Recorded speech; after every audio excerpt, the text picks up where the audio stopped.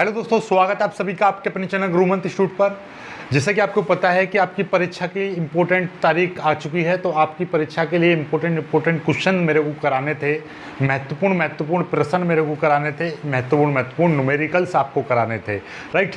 तो आज की इस वीडियो में हम करने वाले हैं 12th क्लास केमिस्ट्री के अति महत्वपूर्ण प्रश्न, जिसमें से पहले चैप्टर के हम सारे इम्पोर्टेंट न्यूमेरिकल्स को मैं करा चुका हूँ। तो आज की इस वीडियो में हम बात करेंगे 12th क्लास चैप्टर 2 के इम्पोर्टेंट क्वेश्चंस को सॉल्व करेंगे जो बोर्ड परीक्षा में आने वाले हैं, राइट। तो हम लिख दे रहा हूं मैं यहाँ पर, किसकी बात करेंगे, 12th केमिस्ट्री, ठीक है, 12th केमिस्ट्री न्यूमेरिकल्स, ओके।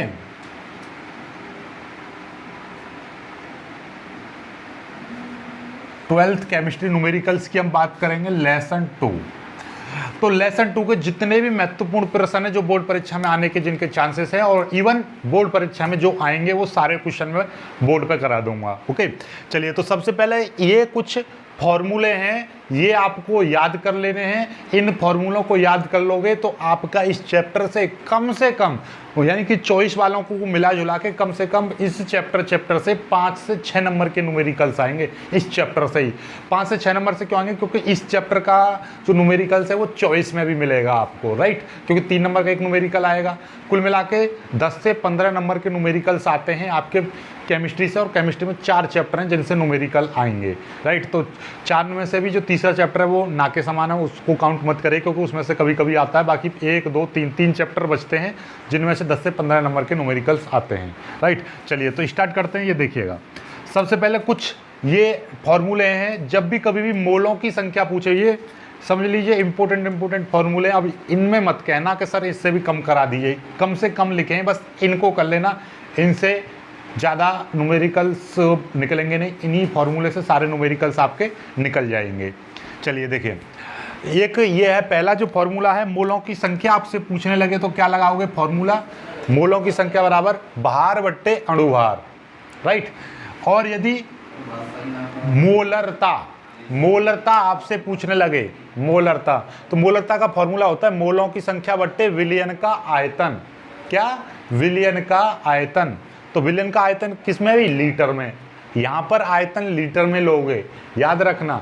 और यदि मोलरता का ये तीसरा फॉर्मूला, इसी फॉर्मूले को इस तरह से आप लिख सकते हो। कैसे, देखिए, मोलों की संख्या का फॉर्मूला क्या था, भार बट्टे अणुभार। तो ये भार बट्टे अणुभार गुणा 1 बट्टे आयतन। तो ये मोलरता, ये भी मोलरता, ये भी मोलरता। तो इसको इस तरीके, मोलों की संख्या दे रखी है तो डायरेक्टली इसको लगा देंगे, और यदि भार और अणुभार दे रखा है तो हम ये वाला लगाएंगे। और ये आयतन कैसा है, लीटर में है, राइट।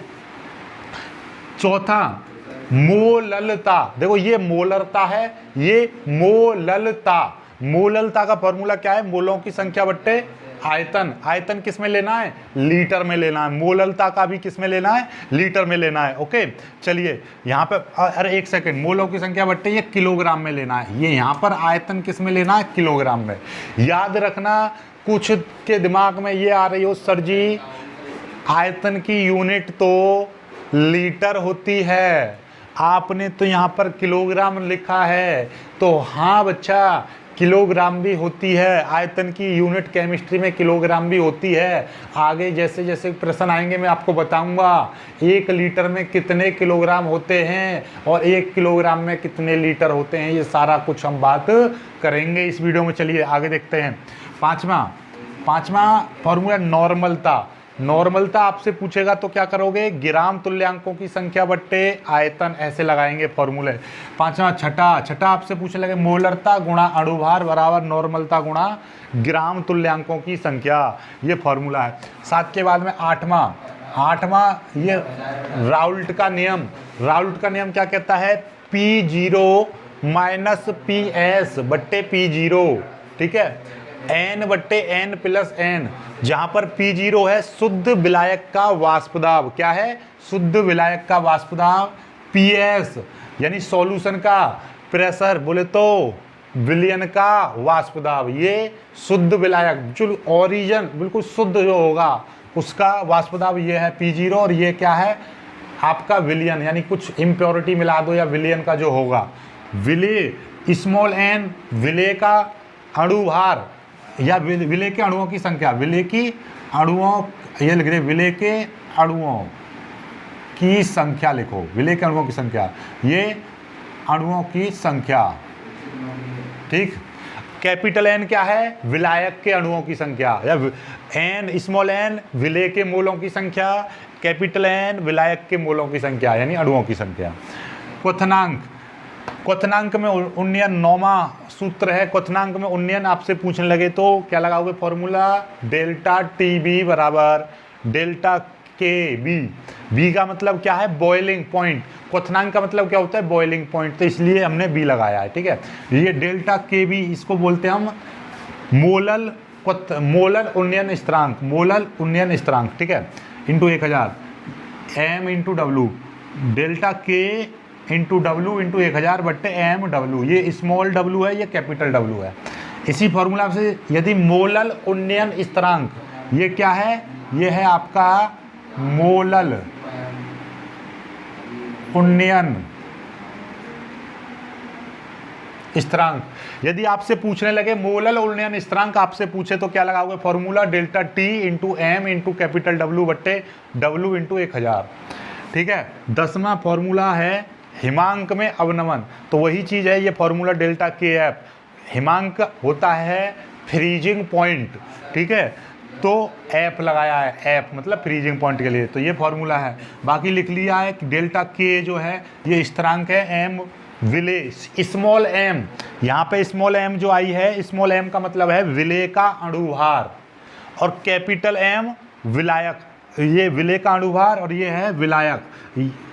स्मॉल एम और ये विलेय का अणुभार और स्मॉल डब्लू है विलेय का भार, ठीक है। ऐसे ही कैपिटल एम लगाएंगे तो विलायक आ जाएगा, यहाँ पर भी विलायक आ जाएगा, समझ रहे हो, ठीक है। देखिए स्मॉल एम है विलेय का अणुभार और कैपिटल एम जो है वो है विलायक, विलायक का अणुभार। ऐसे ही स्मॉल डब्लू है विलेय का भार, तो कैपिटल डब्लू क्या हो जाएगा, विलायक का भार या विलायक का द्रव्यमान। परासरण दाब के ये फॉर्मूले हैं, 2-3 फॉर्मूले हैं। परासरण दाब को पी से या पाई से प्रदर्शित करेंगे, जो भी दे रखा होगा। ये यहाँ पर क्या है, डेल्टा पी है, डेल्टा पी बट्टे P0 into D S T बट्टे एम। पाई बराबर एस टी बट्टे वी भी लगा सकते हो, पाई बराबर सी एस टी भी लगा सकते हो, पाई बराबर डब्ल्यू एस टी बट्टे एम लगा सकते हो। यहाँ पर डी क्या है, डी घनत्व है, एस क्या है, विलयन का स्थिरांक है, डेल्टा पी क्या है, वाष्प दाब में अवनमन है, सी क्या है, सांद्रता है, वी क्या है, आयतन है, एम क्या है, स्मॉल एम जो है, स्मॉल एम विलायक का अणुभार है, ठीक है, और डेल्टा टी क्या, परमताप।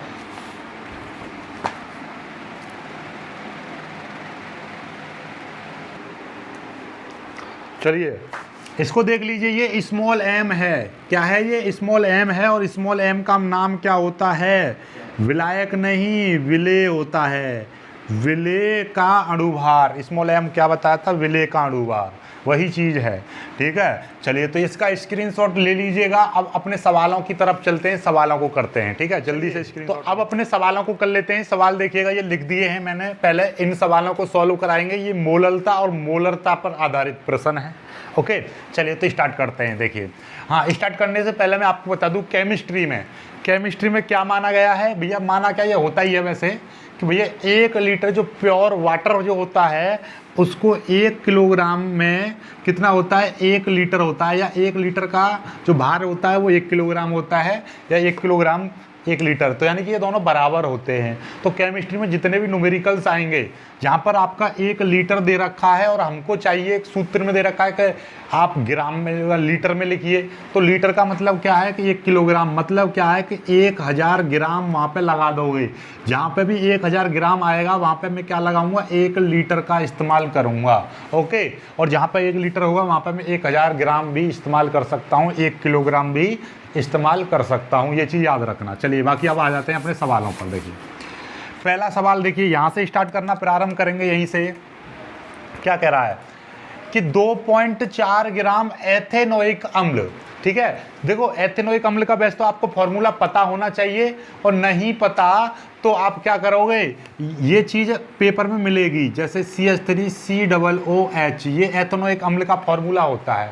ओके, तो ये आपको इस तरीके से दे रखा होगा कि 2.4 ग्राम एथेनोइक अम्ल ब्रैकेट में CH3COOH को 400 ml विलियन में घोला है या विलियन में घुला है, तो विलियन की मोलरता, क्या मोलरता ज्ञात करो। तो सबसे पहले सवाल में क्या लिखोगे, क्या दे रखा है, दिया है, क्या दे रखा है सवाल में आपको, सवाल में इतने ग्राम एथेनोइक अम्ल, ठीक है, इतने ग्राम एथेनोइक अम्ल 400 ml विलियन में घुला है। ध्यान से समझ लेना, ये जो कम मात्रा होगी वो विलेय होगा, जो ज़्यादा मात्रा होगी वो विलायक होगा, ठीक है। तो भैया इतना कोई विलियन है, जैसे जल में घोल दो या कोई भी चीज़ मान लीजिए, तो भैया ये ज़्यादा मात्रा है, ये क्या है विलेय, ये सॉरी ये कम मात्रा है, तो ये क्या है विलेय। तो यहाँ पे लिख देंगे विलेय।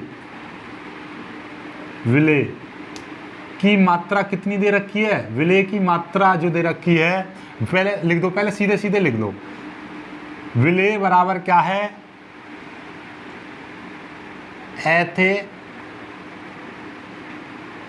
अम्ल। तो इसका सूत्र क्या बनेगा, इसका सूत्र CH3COOH। तो इसका अणुभार क्या हो जाएगा, अणुभार हो जाएगा। देखिए ध्यान से, पहले समझ लो ध्यान से, पहला सवाल है इसलिए ढंग से समझ लो, बाकी और तेजी कर देंगे। 2.4 ग्राम एथेनोइक अम्ल और 400 ml विलियन, या कह देता 400 ml जल में घुला है, ठीक है। तो अब आपको कैसे पता चली कि यदि ये कह देता कि 400 ml जल यानी H2O में घुला है, तो इसमें विलेय कौन सा है कैसे पता चलेगी। जैसे कि हम जल है, और जल तो हमेशा विलायक रहेगा, और वैसे कोई भी और चीज़ दे रखी है, जैसे कि ईथर दे दिया या कोई भी बेंजीन दे दे, कुछ भी, ये देखो कि ज़्यादा मात्रा किसकी है, ये 400 ml है, ये 2.4 ग्राम है, ठीक है। अब ऐसा समझ लीजिए, वैसे भी आपको पता चल रही है कि ये जो चीज़ है, ध्यान से देखोगे तो आपको पता चलेगा ये 2.4 ग्राम है, और ये क्या कह रहा है कि ये जो 2.4 ग्राम है ये किस में घुल रही है, यानी कि इस वाले विलियन में घुला है। जो चीज़ घुलती है किसी दूसरे विलियन में, तो जो घुलने वाली चीज़ होगी वो विलेय होगी, जिसमें घुलती है उसको विलायक कहेंगे। तो इस वाली चीज़ में ये घुल रही है तो ये विलेय है। तो विलेय हमने क्या है, एथेनोइक अम्ल, इसका फॉर्मूला ये। अब इसका अणुभार निकालो, क्योंकि विलेय का अणुभार निकालना हो। इसका अणुभार कैसे निकले, कार्बन का कितना 12 प्लस हाइड्रोजन का कितना 1, क्योंकि 3 अणु हैं साथ में तो 3 लगा दिया, फिर कार्बन का 12 प्लस ये कितने O हैं, 2 O हैं, तो यहाँ पे लिख देंगे 2 O का मतलब 16 प्लस 16 2 O प्लस ये 1 हाइड्रोजन 1 आ गया। जब हम इसको जोड़ेंगे तो कितना हो जाएगा टोटल, इसको जोड़ेंगे देखिएगा, 12 और 3 15, 15 और 2 17, 17 और 10 27, 27 और 1 28, 28 और ये कितना हो जाएगा, 16 दूनी 32, 28 और 32 कितने हो जाएंगे, 60 हो जाएगा, 60 आ गया। इसको जोड़ लेना करके सभी 60 आएगा। 60 कैसे आएगा, देखिए 12 3 की गुणा कर देंगे, 3 1 3, 12 और 3 15, 15 और 12 27, 27 और 1 ये वाला 28 हो जाएंगे, 28 और 16 और 16 ये 32 हो गए, 28 और 32 60 हो गए। चलिए अब ये आयतन दे रखा है, कितना आयतन है, आयतन दे रखा है आपका 400 ml, ठीक है 400 ml आयतन है। आयतन को ये ml है, लीटर में बदलेंगे। आयतन हमें हमेशा या तो लीटर में चाहिए या ग्राम में चाहिए, किलोग्राम में। तो इसमें 1000 का हम क्या कर देंगे, भाग कर देंगे, तो ये क्या बन गया, लीटर बन गया। क्या बन गया, अब ये लीटर हो गया। कोई दिक्कत नहीं है, बस इतना ही रहने दो और ज़्यादा सॉल्व करने की जरूरत नहीं है। अब क्या चाहिए, विलयन की मोलरता चाहिए, तो यहाँ पे लिख देंगे मोलरता। तो मोलरता का फॉर्मूला क्या हो जाएगा, मोलरता का फॉर्मूला क्या था, मोलरता का फॉर्मूला मोलों की, ओए ये हिल रहा है यार,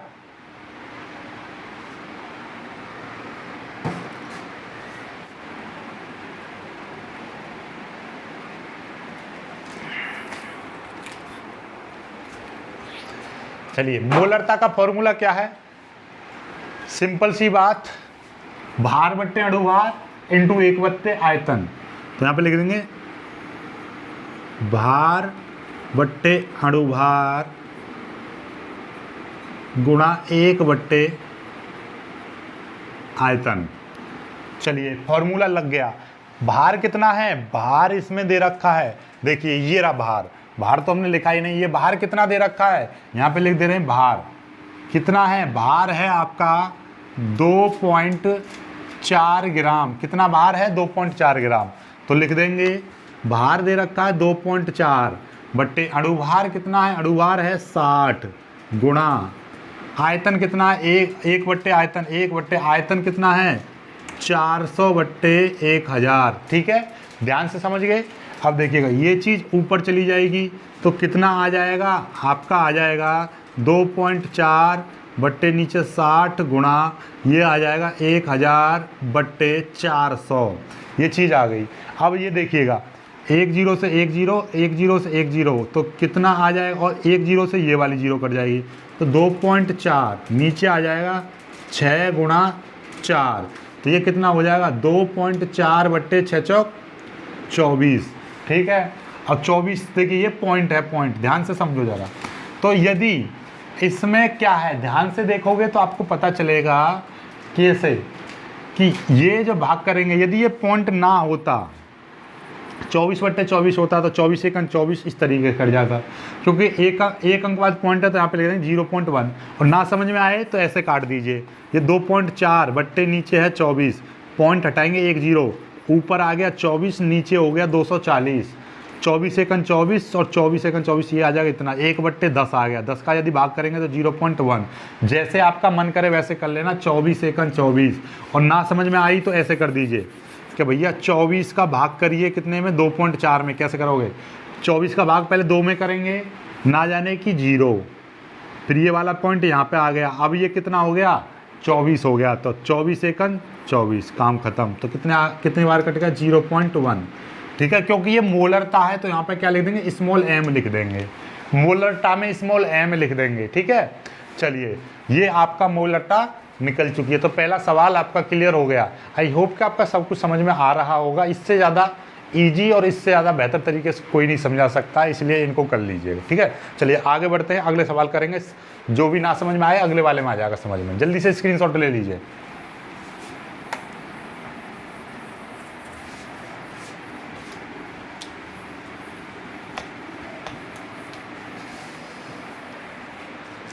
चलिए अब देखिएगा अगला सवाल, ये देखिएगा ये एक सवाल क्या कह रहा है, ये सवाल कि 5.85 ग्राम सोडियम क्लोराइड को 200 ml विलयन में घोला गया है। किस चीज को घोला गया है, तो यहाँ पे विलय क्या है, विलय, यहां से हमें पता चल रहा है विलय है सोडियम क्लोराइड। क्या है, सोडियम क्लोराइड। तो इसका सूत्र क्या हो जाएगा, सूत्र हो जाएगा NaCl। समझ में आई बात, नहीं आई, देखिए इसको इस विलयन में घोला गया है, इस वाली चीज को घोला गया है, जो घुलता है उसको विलय बोलते हैं। ये आ गया NaCl। अब इसका अणुभार निकाल दो, अणुभार Na का कितना होता है 23, Cl का कितना होता है 35.5, कितना 35.5, दोनों को जोड़ेंगे तो क्या हो जाएगा 58.5 आ गया। ठीक है, और एक और चीज दे रखी है यहाँ पे साथ की साथ लिख लीजिए, भार कितने ग्राम दे रखा है, 5.85 ग्राम भार दे रखा है। आयतन, आयतन कितना दे रखा है, आयतन, आयतन दे रखा है आपका 200 ml। 200 ml का मतलब कितना हो गया, 200/1000, ये क्या हो जाएगा अब लीटर हो गया। ठीक है, एक लाइन और बढ़ाना चाहो तो बढ़ा सकते हो, चलो छोड़ो इतना बाद में कर बढ़ा लेंगे। ठीक है, ये क्या चाहिए, मोलरता आपसे पूछी है, मोलरता। मोलरता, मोलरता का फॉर्मूला क्या है, सूत्र हमारा होता है मोलरता का, मोलरता बराबर भार बट्टे अणुभार गुणा 1/आयतन, ये है। तो भार कितना दे रखा है, देखिए जरा, भार आपको दे रखा है 5.8 ग्राम। कितना है, 5.8 ग्राम भार है। अणुभार कितना है, अणुभार आपको 58.5, कितना है 58.5, ये अनुभार हो गया, गुणा 1/आयतन। आयतन कितना दे रखा है 200/1000, आयतन आपका दे रखा है 200/1000। अब इसको सॉल्व कैसे करेंगे, ये 1000 भैया ऊपर चला जाएगा तो क्या आ जाएगा 5.85 गुणा 1000, ये नीचे वाली चीज़ ऊपर चली गई कूद के, नीचे कितना आ गया 58.5 गुणा ये है 200। ठीक, अब आपको क्या दिखाई दे रहा है, ये देखिएगा 200 से 1000 कट जाएगा, कैसे कटेगा 200 पंजे 1000।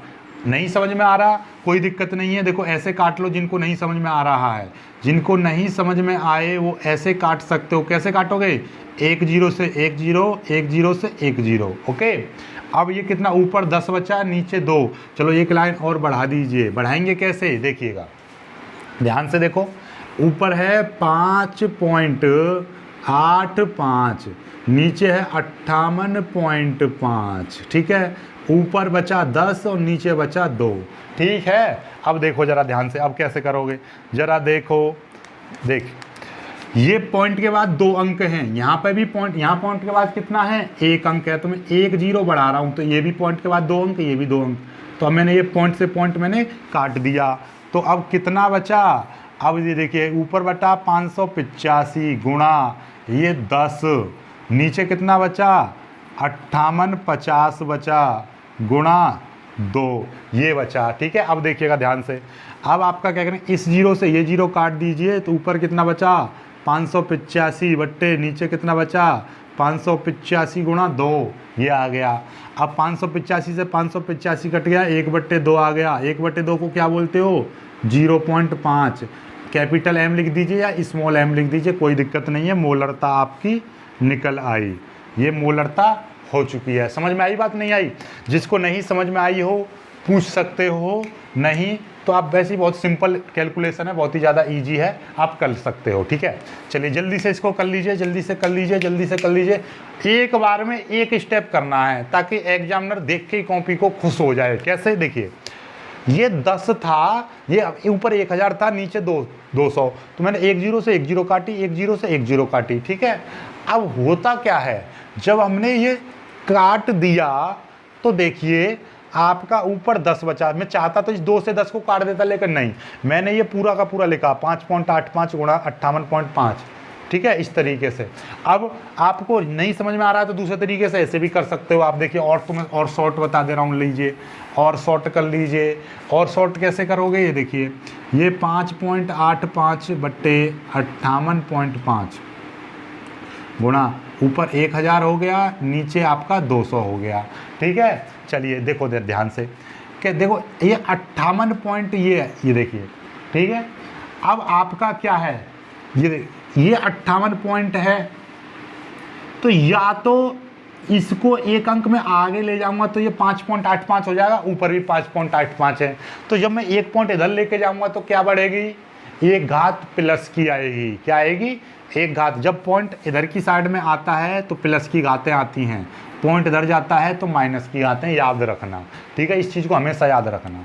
चलिए तो हम क्या करेंगे, हमने क्या किया देखो ज़रा ध्यान से, पहले तो इनको काट दीजिए, इसको काट दीजिए, 200 पंजे 1000 डायरेक्टली काट दोगे ना, तो 1 0 1 0 2 0 कट गई, तो बचा कितना, ये 5.85 गुणा ऊपर बचा 10, नीचे ये देखिए ये कितना है, इसको मैंने 5.85 लिख दिया गुणा 10 क्यों लिख दिया, 10 की पावर 1 लिख दिया, एक का तो कोई महत्व तो नहीं होता है, लिखो या मत लिखो, गुणा नीचे ये 2, ये वाला 2 ये रहा, ऊपर वाला 10 ये रहा, 5.85 ये रहा।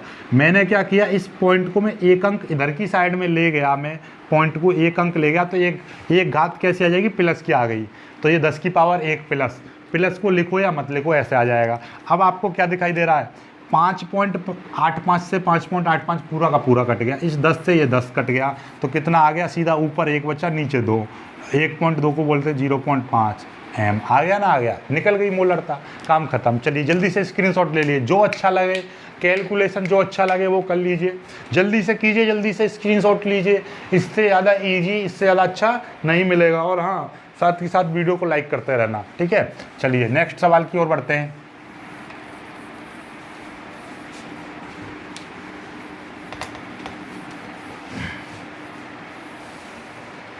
अगला सवाल देखिए, अगला सवाल क्या कह रहा है, चीनी के सीरे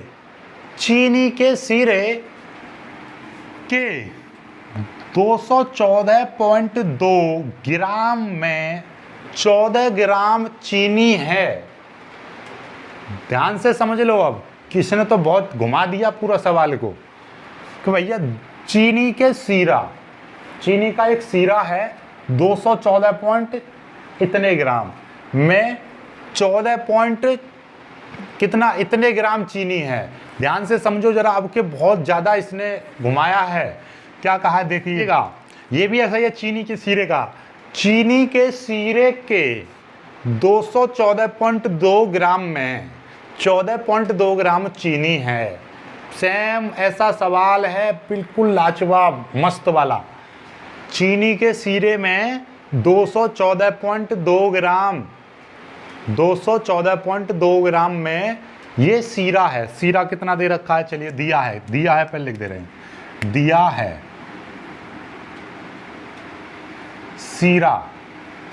सीरा कितना दे रखा है, टोटली दे रखा है 214.2 ग्राम, ये सीरा दे रखा है। ठीक है, एक सीरा मैं आपको बना दूं, ये देखिएगा भैया, ये सीरा है जिसमें थोड़ा सा जल मिला हुआ है और थोड़ा सा इसमें क्या है, चीनी मिली हुई है, चीनी, ये चीनी, तो ये पूरा टोटली क्या है, सीरा बन गया। सीरा कितना है 214.2 ग्राम, जिसमें ये चीनी कितनी है, चीनी है 14.2 ग्राम। ठीक है, तो यहाँ से देखो इन दोनों में यही पता चल रही है कि इसमें विलेय क्या है, विलेय आपकी चीनी है, विलेय क्या है, चीनी। तो चीनी का सूत्र क्या हो जाएगा, चीनी का सूत्र C12H22O11, ये है इसका सूत्र। विलेय कैसे पता चल रही है, वैसे ही पता चल रही है कि चीनी इसमें है, चीनी घुली हुई है, और वैसे भी चीनी की मात्रा कम है, ये ज़्यादा है। ठीक है, चलिए अभी देखना जरा, ये विलयन है। सीरा मतलब क्या है, सीरा एक प्रकार का विलयन है जिसमें पानी मिलेगा, चीनी मिलेगी। है सीरा होता क्या, रसगुल्ला खाया, रसगुल्ला का रस जो होता है वही सीरा है, ये समझ लीजिए। ब्लैक वाला रसगुल्ला है जो सीरा उसमें मिला रहता है। ठीक है, बाकी तो और प्रोसेस तो और है, बाद में बताएंगे। देखिए सी का कितना होता है 12 गुणा, ये है 12 प्लस एच का कितना 1 होता है गुणा 22 प्लस 16, ओ का 16 गुणा 11।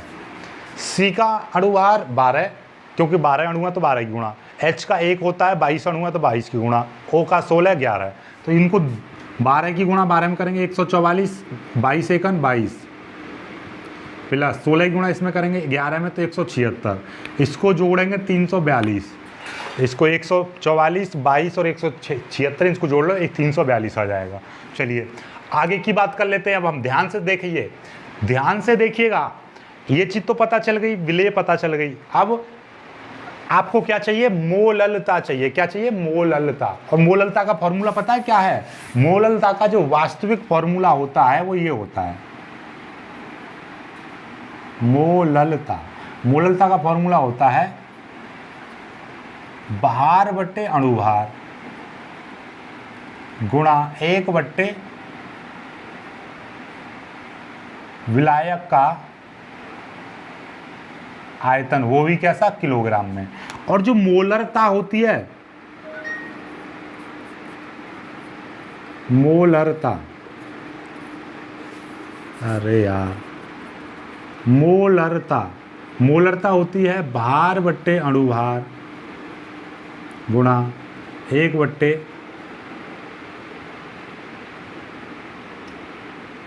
ये होता है वास्तविक फॉर्मूला।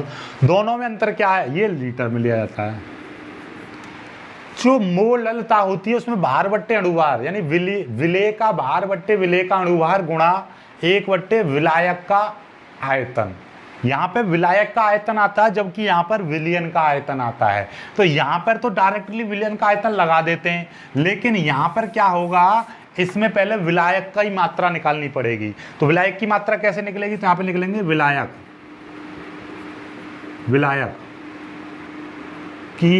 की मात्रा। कैसे निकालेंगे विलायक की मात्रा, या विलायक का आयतन बोल दीजिए। देखिए टोटल जो मात्रा थी, मैंने यहाँ पे बनाया था कि 214 ग्राम है सीरा, है और जिसमें 214.2 ग्राम चीनी मिली हुई है विलेय, तो विलेय की मात्रा जब निकाल देंगे तो सीधा सीधा विलायक बचेगा। तो यहाँ पे लिख देंगे 214.2 माइनस 14.2, तो कितना आ जाएगा, ये आ जाएगा 214 में 14 जाएंगे तो 200 ग्राम, 200 ग्राम आ गया।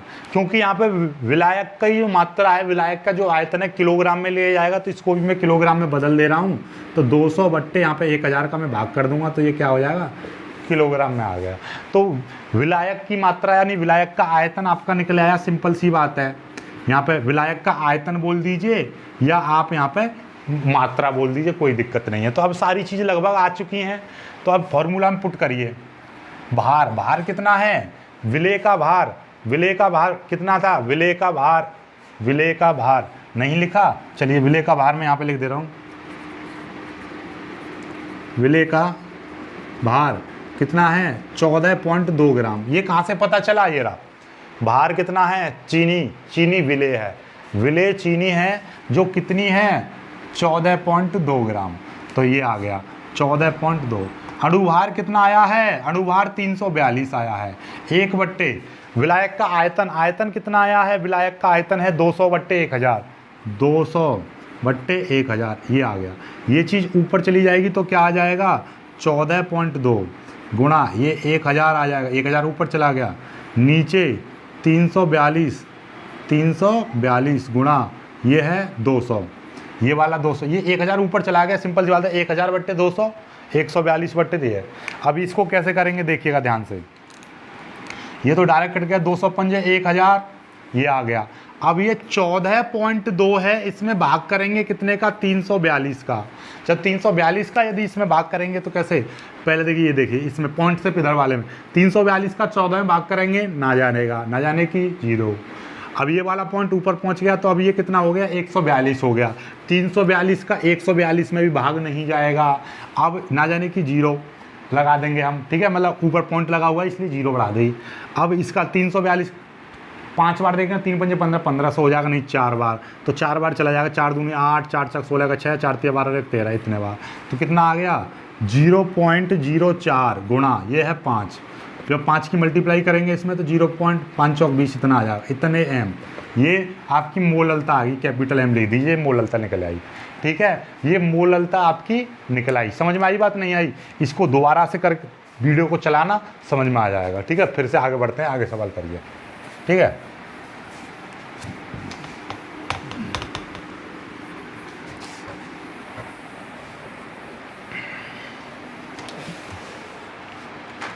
चलिए अगला सवाल क्या कह रहा है, अगला सवाल, भार अनुसार 20% पोटेशियम कार्बोनेट विलयन की मोललता ज्ञात करो। क्या कह रहा है, भार के अनुसार, भार अनुसार 20% पोटेशियम कार्बोनेट विलयन। जो विलयन जो है मैंने मान लिया, विलयन, विलयन कितना है, मैंने मान लिया भैया 100 ग्राम है, ठीक है। विलयन कितना है, मैंने मान के चला कि भैया 100 ग्राम है, ठीक है। जिसमें से 20% कार्बोनेट है, क्या है, 20% पोटेशियम कार्बोनेट है। तो ये विलेय हमें कितना पता चल रहा है, विलेय जो है आपका 20 ग्राम है। सिंपल सी बात है कि 20% है तो मतलब 20 ग्राम मान लिया, ठीक है। तो विलेय है क्या चीज़, विलेय, तो पहले विलेय का नाम लिख दीजिए। विलेय का नाम क्या है, पोटेशियम कार्बोनेट, पोटेशियम कार्बोनेट। इसका फॉर्मूला क्या होता है, KCO3, K2CO3, K2CO निकालिए। अणुभार K का कितना होता है, 39, कितने अणु हैं, 2, प्लस C का कितना 12, C का 12 प्लस O का कितना 16 गुणा 3, कितना हो जाएगा, 39 दूनी 9 दूनी 18, 2 3 6 और 1 7, 78, ये 12 प्लस 16 तिया 48, इनको जोड़ेंगे, 48 2 50 10 60 यानी कि कितना हो जाएगा, 6 दूनी 12, 120, 130, 138, कितना हो गया, 138 हो गया, जोड़ लेना, ठीक है। चलिए आगे देखिएगा ध्यान से, K2 निकल आया, विलेय निकल आया, विलेय का बाहर निकल आया, ठीक है। अब विलेय का बाहर कितना, देखिए ध्यान से देखिएगा क्या कह रहा है कि 20% पोटेशियम कार्बोनेट विलयन। तो एक जो विलयन जो है, विलयन में 20% पोटेशियम यानी K2CO3 कितना है 20% है। तो मतलब क्या है, जब विलयन बना है तो इसमें शेष मात्रा कितनी, विलायक बचेगा नहीं बचेगा, विलायक, तो विलायक कितना बचेगा 80% बचेगा, सिंपल सी बात है। तो जब विलेय कितना है इसमें, विलेय, तो विलेय का भार कितना है 20%, तो 20% सीधे सीधे 20 लगाओ, तो विलायक कितना बचेगा, विलायक का भार या विलायक की मात्रा कितनी बचेगी 100 - 20 यानी कि 80। समझ में आई बात, नहीं आई? ये कैसे पता चल रही है, क्योंकि भैया 20% कार्बोनेट विलयन बोला है, तो मतलब एक विलयन जो है, विलयन में 20% यानी कि 100 में से 20% पोटेशियम कार्बोनेट है, तो मतलब विलेय कितना है 20% है, विलायक कितना है 80% है। इन दोनों को मिलाकर बना है एक विलयन जिसमें पोटेशियम कार्बोनेट यानी विलेय कितना है 20% है। चलिए अब आपका क्या है, सिंपल तरीके से पता चल गया। अब सीधे सीधे मोललता का फॉर्मूला क्या, भार बट्टे अणुभार गुणा 1 आयतन, वो भी कैसा, किलोग्राम में, किसका, विलायक का आयतन। ठीक है, चलिए तो भार कितना है, भार है आपका विलेय का भार कितना 20 बट्टे अणुभार कितना है 138 गुणा आयतन कितना है 1 आयतन देखिएगा, मैंने किसकी, ग्राम की बात चल रही थी, ये आपका ग्राम है, ये भी ग्राम है, तो इसको किलोग्राम में बदलेंगे तो 1000 का भाग कर देंगे तो कितना हो जाएगा 80/1000, ये आ गया। तो 1000 ऊपर चला जाएगा, तो 20 गुणा ये कितना है 20/138 है, गुणा ये 1000 बट्टे ये कितना आ गया 80 आ गया। क्यों आया 80 आपको समझ में ही आ गई होगी, 80/1000, 1000 ऊपर चला गया, नीचे 80 आ गया, 1 0 से ये 1 0 कट गया, तो कितना आ गया, ये आ गया 2000 आ गया, नीचे आपका 138 गुणा 8 आ गया। चलिए अब 8 से इसको काट दीजिए, 8 दूनी 16, 2000 में यदि भाग करेंगे 8 का, कैसे करेंगे 8 दूनी 16, कितना बचा 4, उठा लिए 0, 8 पंजे 40, 0 उतार ली 0 दिया जाएगा 240 बार, तो 250 ऊपर आ गया 250 बट्टे नीचे 138 का और भाग कर लीजिए 250 में हम क्या करेंगे 138 का भाग। देखिए समझ में आ रही है बात, नहीं आ रही है, देखिए एक बार फिर से समझ लो, जिसको नहीं समझ में आ रही है वो फिर से समझ लो। भार कितना है 20 विलेय का भार बट्टे विलेय का अणुभार कितना निकला 138। ठीक है, चलिए ठीक। अब क्या देखो, वैसे भी जोड़ लीजिए, देखो कि 2 इधर आएंगे कितना 80 हो जाएगा, 80 10 90 और ये कितना है 40, 130 और 138 ये आ गया। ठीक है, भार बट्टे अणुभार गुणा 1/आयतन, आयतन कितना है विलायक की मात्रा यानी विलायक का आयतन कितना है 80 ग्राम, ये क्या है ये ग्राम। ठीक है, तो 80 ग्राम को ये हो गया किलोग्राम में। ठीक, तो ये आ गया 1000 ऊपर चला जाएगा, तो ये कितना है 20/138 गुणा ये 1000 बट्टे 80, क्योंकि 1000 ऊपर चला गया। अब देखिएगा, अब आपको वैसे भी दिखाई दे रही है, क्या दिखाई दे रहा है, सिंपल सी बात है, 1 0 से ये 1 0 कट गया, तो ये कितना हो गया, ये हो गया 20 गुणा ये 100 बट्टे नीचे 8, हाँ ये 138 भी है, 138 गुणा 8। ठीक है, कोई दिक्कत नहीं है। अब हम क्या करेंगे, इसको इन दोनों की मल्टीप्लाई करेंगे, दोनों के ऊपर हो जाएगा 2000 बट्टे नीचे 138 गुणा ये 8। ठीक है, अब 8 से इसको काट दीजिए, 250 बार कट जाएगा, अभी काटा था, तो कितना आ गया 250 बट्टे नीचे 138 ये आ गया। अब 250 में 138 का और भाग कर लीजिए, 138 और 138 सेकंड 138, यहाँ से ले इधर, यहाँ पे 10 में 60 गए तो 2 बचे, यहाँ पे बचे 4 में से 3 गए तो 1 बचा। ठीक है, चलिए ये आ गया 138 112 बचा। ठीक है, चलिए ये आ गया 112, 2 में से 1 गया तो 1 बचा, पॉइंट लगाएंगे ये 0 हो गया। ठीक है, अब 8 बार चला जाएगा या 9 बार करके देख लीजिए, 9 बार करके देखेंगे तो 9 9 36 9 8 72 का 2 वहाँ से 7, 9 तिया 27, 27 28 29 30 31 32 33 34 का 4 हासिल 3, 9 1 9 और 3 12, तो 9 बार नहीं 8 बार जाएगा, तो कितना आ जाएगा 1.8 m आ गया। इतना मोलरता निकल आई आपकी। जल्दी से कर लीजिए, 1.8 आ चुका है। ठीक है, जल्दी से कर लीजिए। अब अगले सवाल की ओर बढ़ते हैं, अगला सवाल करते हैं। ठीक, चलिए जल्दी से कर लीजिए। अगला एक सवाल और रह गया है, जल्दी से कर लो इसे।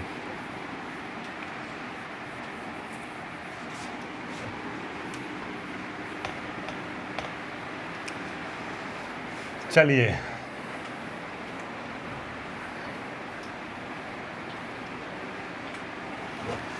हाँ, तो देखिए अब ये जो सवाल है ये नए तरीके का है। क्या है, इसमें मोल अंश पूछा है, मोल प्रभाज पूछा है।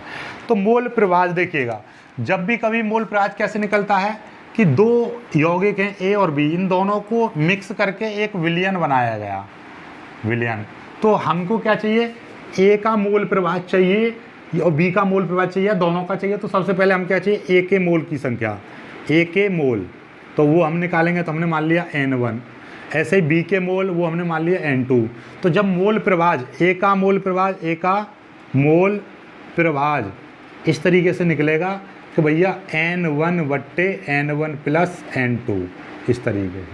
ठीक है, ऐसे ही दूसरे का निकालेंगे, बी का निकालेंगे, तो भैया बी की मात्रा ऊपर ले लेंगे, N2/N1 + N2, इस तरीके से निकलता है। यानी कि ए का मोल प्रभाज चाहिए तो ए के मोलों की संख्या बट्टे कुल मोलों की संख्या, कुल मतलब जिसमें विलयन बना हुआ है। तो देखिएगा इसमें क्या है, दो चीज़ें हैं, देखो ध्यान से।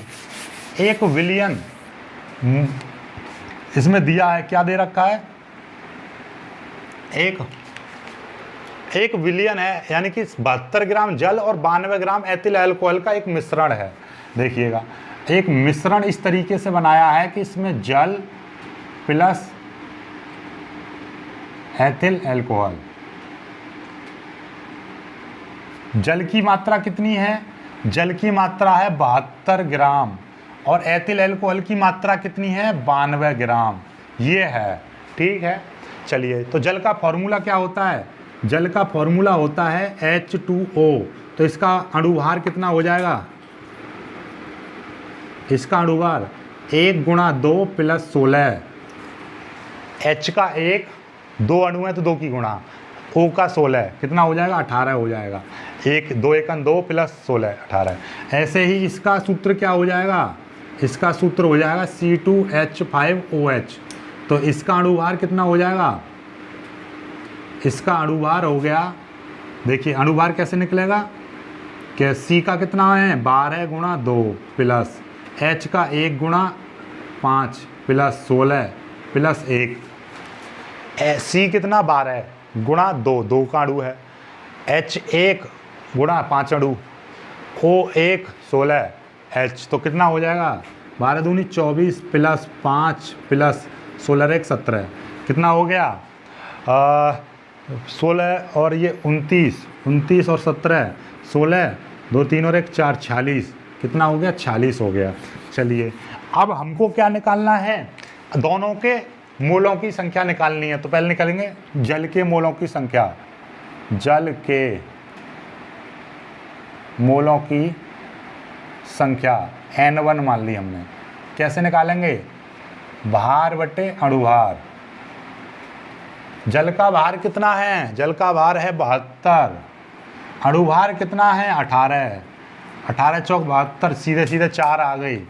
ऐसे ही C2H5OH के मोलों की संख्या, ये N2 हमने मान लिया, तो वही फॉर्मूला भार बट्टे अणुभार, ये मोलों की संख्या का फॉर्मूला होता है। तो C2H5OH यानी एथिल अल्कोहल, एथिल अल्कोहल की मात्रा कितनी है 92 ग्राम, अणुभार कितना आया है 46, तो कितने के लिए कितने बार कट जाएगा, 2 बार कट जाएगा, 46 दूनी ये 2 आ गया, 46 दूनी 92। ठीक है, चलिए ये 2 आ गया। अब हमको क्या चाहिए, हमको तो चाहिए क्या, हमको चाहिए मोल प्रभाज। तो हम सीधे सीधे बात करेंगे, जल का मोल प्रभाज। तो कैसे निकालेंगे, ऐसे लिख दीजिए, जल X1 मान लीजिए। ठीक है, तो क्या हो जाएगा N1/N1 प्लस N2। समझ में आई बात नहीं आई? देखिए कि जल के मोलों की संख्या बट्टे कुल मोलों की संख्या। तो जल के मोल कितने हैं? जल के मोल हैं 4। कुल मोल कितने हैं? 4 + 2 कितना हो जाएगा? 4/6। तो ये कट जाएगा। कैसे कटेगा? 4 में आप सीधे सीधे भाग कर दिए 6 का, ना जाने कि 0 पॉइंट लगाएंगे, ये 0 6 × 36। ठीक, कितने बचे? 4। तो 0.66 ऐसे ही आता रहेगा। ठीक, यहाँ तक कोई दिक्कत? यहाँ तक कोई परेशानी नहीं है। आगे की बात करते हैं। ऐसे ही इसको करेंगे तो ये 6.66 आ रहा है, ऐसे ही आता रहेगा। तो हम इसको 0.67 भी लिख सकते हैं, कोई दिक्कत वाली बात नहीं है। ठीक है, चलिए अब हम आगे की बात कर लेते हैं। इसी तरह से हम निकाल लेते हैं क्या? C2H5OH का मोल प्रभाज। तो क्या हो जाएगा? X2 वही N2/N1 प्लस N2 कितना हो जाएगा? N2 की मात्रा कितनी है? N2 की मात्रा 2 बट्टे वही 4 + 2 कितना? 2/6। जब इसका भाग करेंगे तो 0.3333 आता रहेगा, इतना आ गया। ठीक है, कर लीजिए 36 18 36 18 36 18 इसी तरीके से आता रहेगा। ये आ जाएगा, देखो कैसे 2 में भाग करेंगे 6 का, ना जाने कि 0 पॉइंट लगाएंगे 0 36 18 फिर 2 बचा 36 18 इस तरीके से आता रहेगा। ठीक है, और एक और शॉर्ट ट्रिक समझ लीजिए। कोई भी एक निकाल दीजिए मोल प्रभाज, ये निकलाया 0.67। तो इसको 1 में से घटा दो, तो 1 में से घटा देंगे 1.00 में से घटा देंगे तो 0.33 आ जाएगा। डायरेक्टली भी निकाल लोगे, क्योंकि सभी का जो मोल प्रभाज है वो 1 होता है। ठीक है, सभी का जो मोल प्रभाज है वो कितना होता है? एक यौगिक जो होगा उसका मोल प्रभाज कितना होगा? 1 होगा। वैसे मोल प्रभाज के ऊपर अगली वाली वीडियो में और विस्तृत जानकारी करेंगे। बाकी आज की वीडियो में सिर्फ इतना ही। वीडियो को लाइक करना, अपने दोस्तों के साथ शेयर करना। जो बच्चे नए हैं वो चैनल को सब्सक्राइब जरूर कर लेना। मिलेंगे खुश सी वीडियो में, तब तक के लिए बाय बाय, जय हिंद।